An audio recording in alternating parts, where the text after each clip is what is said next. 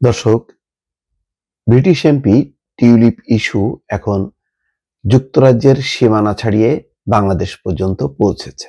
কারণ টিউলিপ সিদ্দিক তার রাজনীতি এবং তার পারিবারিক সম্পর্কের কারণে তিনি বাংলাদেশের উপরে উঠে যুক্তরাজ্যের রাজনীতির সাথে নিজেকে যুক্ত করবেন, সেই পরিস্থিতি আসলে তৈরি করতে পারেননি। তিনি ক্ষমতার একটা অংশ হয়ে গেছেন।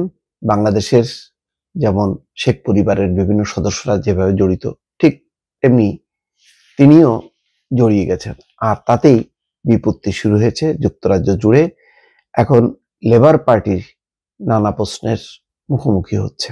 ক্ষমতাসীন লেবার পার্টি কেয়ার স্টারমারকে জবাব দিতে হচ্ছে টিউলিপ ইস্যুতে। সর্বশেষ যে খবর তাতে বিবিসি প্রকাশ করেছে যে ডক্টর মোহাম্মদ ইউনূসও বলেছেন যে টিউলিপের সম্পত্তির তদন্ত হওয়া উচিত, তার ক্ষমা চাওয়া উচিত। বরখাস্তের আহ্বান কনজারভেটিভ নেতার, অর্থাৎ বর্তমানে বিরোধী দল যে কনজারভেটিভ পার্টি, তারা বরখাস্ত করার আহ্বান জানিয়েছে।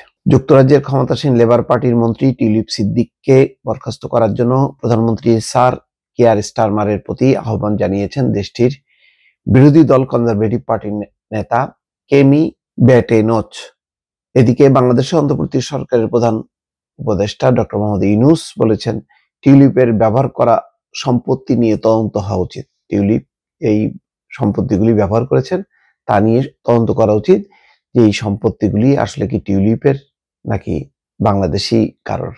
বাংলাদেশে অবকাঠামো নির্মাণ প্রকল্প থেকে টিউলিপের পরিবার ৩.৯ বিলিয়ন পাউন্ড পর্যন্ত অর্থ আত্মসাৎ করেছে বলে যে অভিযোগ উঠেছে, সে সংক্রান্ত তদন্তে তার নামও এসছে।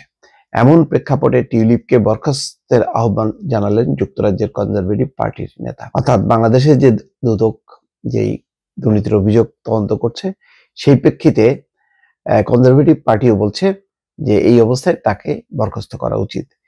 সামাজিক যোগাযোগ মাধ্যম এক্সে আজ রোববার দেওয়া এক পোস্টে ব্যাটেনোচ বলেন, মন্ত্রী টিউলিপকে বরখাস্ত করার সময় এসেছে কেয়ার স্টারমারের। ব্যাটেনোচ আরো বলেন, কেয়ার স্টারমার তার ব্যক্তিগত বন্ধুকে দুর্নীতি বিরোধী মন্ত্রী হিসেবে নিয়োগ দিয়েছেন। অর্থাৎ টিউলিপকে বলছেন ব্যক্তিগত বন্ধু। তিনি নিজেই দুর্নীতির অভিযোগে অভিযুক্ত। ব্যাটেনোচের এই আহ্বানের আগে বাংলাদেশ অন্তর্বর্তী সরকারের প্রধান উপদেষ্টা অধ্যাপক মোহাম্মদ ইউনূস যুক্তরাজ্যের সানডে টাইমস পত্রিকাকে বলেছেন, শেখ হাসিনার সঙ্গে সংশ্লিষ্ট ব্যক্তিদের লন্ডনের সম্পত্তিতে টিউলিপের বসবাস করার খবর আসার পর তার ক্ষমা চাওয়া উচিত। ডক্টর মোহাম্মদ ইউনূস বলছেন, টিউলিপের ব্যবহার করা সম্পত্তিগুলো নিয়ে তদন্ত হওয়া উচিত এবং ডাহা ডাকাতির মাধ্যমে অর্জিত হয়ে থাকলে তা সরকারের কাছে ফেরত দেওয়া উচিত। টিউলিপ বর্তমানে যুক্তরাজ্যের অর্থ মন্ত্রণালয়ের অর্থনীতি বিষয়ক মন্ত্রী, ইকোনমিক সেক্রেটারি।